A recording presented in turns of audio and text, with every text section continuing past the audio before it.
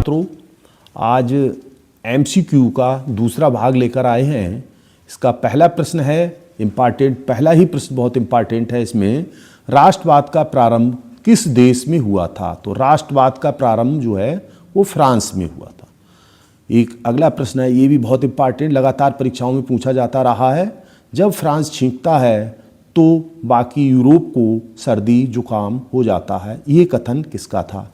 ये बार बार प्रश्न बताया गया है, फिर भी ध्यान रखना, मैटरनिक का ये प्रश्न था। अगला प्रश्न है, फ्रांस की क्रांति कब हुई? तो फ्रांस की क्रांति छात्रों 1789 ईस्वी, ये राष्ट्रवाद की प्रथम अभिव्यक्ति का परिणाम थी। क्वेश्चन इस तरह से पूछ सकते हैं कि राष्ट्रवाद की प्रथम अभिव्यक्ति का परिणाम थी, तो 1789 फ्रांस की क्रांति थी। जिस तरह से पूछें आप उस तरह से इसे बता देंगे, इसमें लिख देंगे। अगला प्रश्न है, ग्रीन इंडिया मिशन किस वर्ष आरंभ किया गया? तो ग्रीन इंडिया मिशन जो है 2014 में आरंभ किया गया।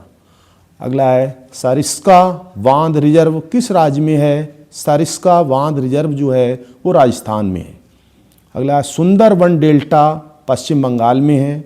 जिम कॉर्बेट पार्क ये नैनीताल जिले में है, जो उत्तराखंड में लगता है और रामनगर शहर के पास में है। कौन सा? जिम कॉर्बेट नेशनल पार्क, ये बहुत पुराना पार्क है। और अगला है, सलाल बांध किस नदी पर है? चिनाब नदी पर है सलाल बांध। टिहरी बांध किस नदी पर है? भागीरथी नदी पर टिहरी बांध बनाया गया है। और इस पर विरोध भी चला था उत्तराखंड में जब बांध बनाया जा रहा था, लेकिन विरोध के साथ इस बांध को पूरा जैसे तैसे ये पूरा हो गया था। अगला है, जल मंडल का कितने प्रतिशत समुद्री जल है? तो कहीं कहीं आपको 97% देखने को मिलेगा और 97.5% तक माना गया है। कहीं कहीं किताबों में 98% तक लिख दिया, लेकिन 97 से 97.5 तक ठीक है। 97 विकल्प आ जाए तो भी ठीक मान लेना इसे। और शेष मीठा पानी है, जो भी 3% बचा वो मीठा पानी पीने योग्य है। अगला प्रश्न इंपॉर्टेंट, सरदार सरोवर बांध किस नदी पर बना हुआ है? तो सरदार सरोवर बांध जो है वो नर्मदा नदी पर बना है। अगला है, हरा सोना कहा जाता है। तो हरा सोना, प्राकृतिक वनस्पति को हरा सोना कहा जाता है। जैसे उसका नाम है वैसे ही उसकी जो है प्राकृतिक वनस्पति से उसे जोड़ा गया, हरियाली को प्राकृतिक वनस्पति से जोड़ दिया गया है। अगला प्रश्न इंपॉर्टेंट है, भारत में हरित क्रांति का सूत्रपात किस दशक में हुआ? तो 7वें दशक 1966 से 1967, इनके इसका जो है कृषि के क्षेत्र, इनके विशेषकर गेहूं की उपज के लिए उपज में इसका प्रयोग हुआ था। इसका हरित क्रांति का।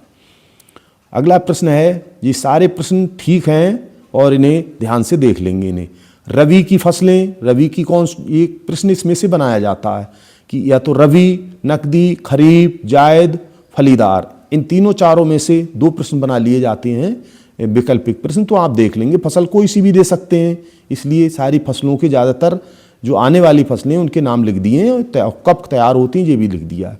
तो रबी की फसलें में आता है गेहूं, जौ, सरसों।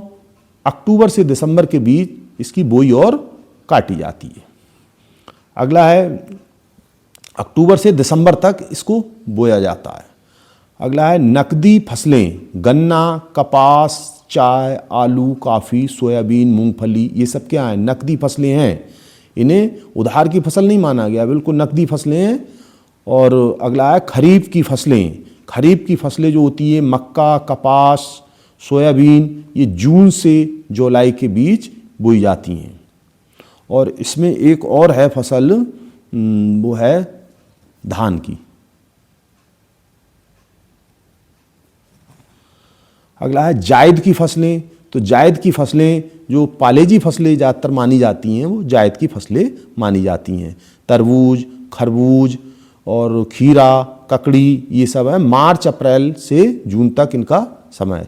फलीदार फसल है, मटर है जिसमें फली होती है, 2 बीजपत्री, तो मटर है, चना है, दालें हैं, सोयाबीन, मूंगफली, ये सब फलीदार फसलें कहलाती हैं। अगला प्रश्न है, भारत में रोपड़ फसलें, रोपी जाने वाली फसलें, गन्ना, चाय, केला, ये सब रोपड़ फसलें हैं।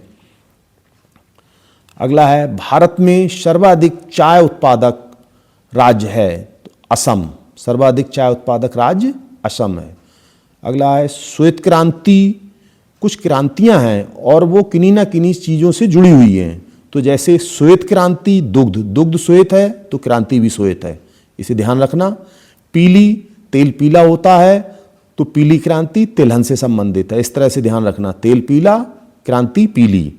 अगला हरित, हरित क्रांति, हरित क्रांति इससे पहले बताया था वो गेहूं से संबंधित थी, और वो भी गेहूं हरा होता, हरियाली होती, गेहूं का जो पौधा होता है वो हरा होता है, और क्रांति भी हरित है, तो इसे गेहूं की फसल से इसे जोड़ लेंगे।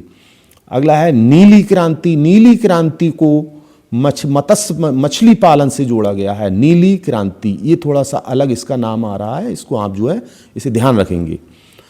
अगला प्रश्न है इंपॉर्टेंट है, एंथ्रोसाइट्स का संबंध किस खनिज से है, तो ये कोयला से है। एंथ्रोसाइट खनिज है कोयला। झारखंड में कोडरमा किस खनिज का अग्रणीय उत्पाद है, तो झारखंड में कोडरमा जो है वो अवरक का अग्रणीय उत्पाद है। झरिया प्रसिद्ध है, कोयले की खान के लिए झरिया प्रसिद्ध है और ये झारखंड राज्य में है। अगला प्रश्न है इंपॉर्टेंट है, ऊर्जा के परंपरागत स्रोत, परंपरागत जो प्राचीन काल से चले आ रहे हैं, तो कोयला है और पेट्रोलियम है, प्राकृतिक गैसें हैं, ये सब प्राचीन काल से चले आ रहे हैं, ऊर्जा के परंपरागत स्रोत। और ऊर्जा के गैर परंपरागत स्रोत जिन्हें नवीकरणीय स्रोत माना गया है आज के समय में, जैसे सौर ऊर्जा, ये पहले नहीं थे, अब इस समय उत्पन्न हो गए ऊर्जा के स्रोत। तो सौर ऊर्जा, पवन ऊर्जा, जैविक ऊर्जा, कूड़ा कचड़ा से बनाई जाती है, कूड़ा कचड़ा से, वो है जैविक ऊर्जा, भूतापी पृथ्वी की गर्मी से ऊर्जा, तो ये सब है। और इनमें क्या है, इनकी विशेष बात ये है कि इनमें एक प्रदूषण नहीं होता है बिल्कुल भी। तो जब प्रदूषण नहीं, इसलिए ये कारगर हैं और ये पर्यावरण को स्वच्छ रखती हैं, इसीलिए इस ऊर्जा को सरकार भी बहुत महत्व दे रही है और ज़्यादातर इस पर बहुत प्रयास काम चल रहा है इसमें। अगला है इंपॉर्टेंट प्रश्न है, धात्विक खनिज के उदाहरण दीजिए। यह प्रश्न को इस तरह से पूछते हैं, खनिज आधारभूत उद्योग बताइए। धात्विक खनिज के उदाहरण या खनिज आधारभूत, खनिजों पर आधारित उद्योग, जो खनिजों पर आधारित हैं, तो लौहअयस्क ये खनिज है, उस पर आधारित है। बॉक्साइट, मैग्नीज, तांबा, सोना, चांदी, सीसा, लेड, ये सब उसी पे आधारित हैं, लेकिन इसमें ज़्यादातर आपको लौहअयस्क ही ज़्यादा पूछा जाता है, इसमें कोयला पूछा जाता है।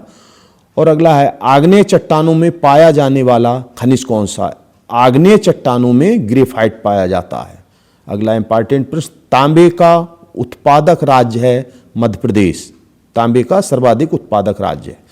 अगला, आधात्विक खनिज जिसमें धातु ना हो, आधात्विक खनिज के उदाहरण, तो धातु ना हो और जमीन के अंदर से खोदकर निकाले गए हों।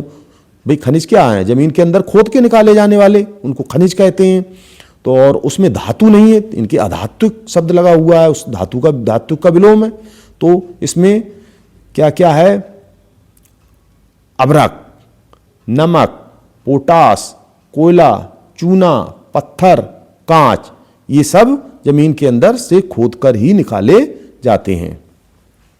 अगला प्रश्न आता है, मोनाजॉइट रेत में कौन सा खनिज होता है? थोरियम।